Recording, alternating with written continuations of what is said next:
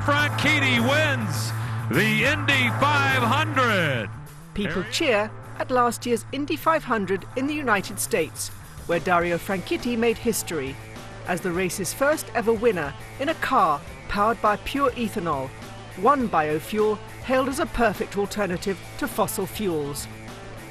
But fast forward 12 months to the G8 meeting in Japan, and there the crowds are criticising leaders from rich countries for what they see as the massively wasteful practice of using agricultural land to produce petrol alternatives.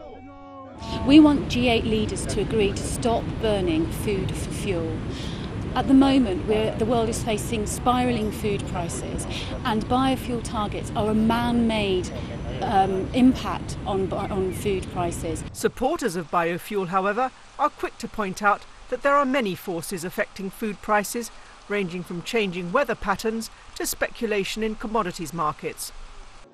The president of Brazil, the largest exporter of sugarcane ethanol, is calling on critics of biofuel to remember their environmental value. It is recommendable that we produce biodiesel from crops that are not used as food by the population. This is the ideal. We have the land and the technology. This is an important moment. It is wonderful that we are debating it. The Brazilian government argues that sugarcane fields occupy only 1% of the country's agriculturally available land. Experts estimate that producing and burning cane ethanol generates anywhere from 55% to 90% less carbon dioxide than gasoline.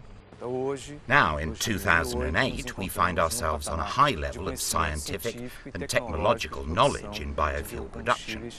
We're capable of not only supplying the domestic market, but also the international one.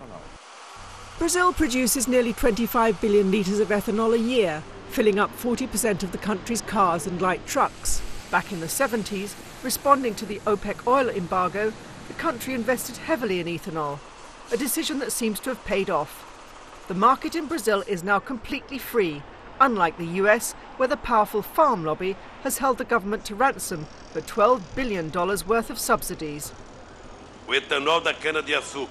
The ethanol we produce from sugarcane is 7 times more efficient in terms of energy generation than the ethanol produced from corn. Brazilian production is not subsidized, does not threaten the Amazon region, and does not reduce the food production. Coupled with rising domestic oil production, Brazil, which used to import 80% of its oil, is now virtually self-sufficient. The tendency is that car producers and the oil industry are divorcing. The automobile industry is already investing in alternatives as it comes under international pressure for contributing to global warming. The biofuel industry employs 1 million people. Investments of $30 billion are expected in the next 4 years. So, is biofuel the answer for energy security? The simple answer is no. Can biofuel play a role in an energy mix? The answer is yes. It depends also on technology development, research and development, coming to new generations of biofuel. Virtually every scientist studying the issue agrees that there is no magic bullet fuel crop that can solve our energy woes without harming the environment.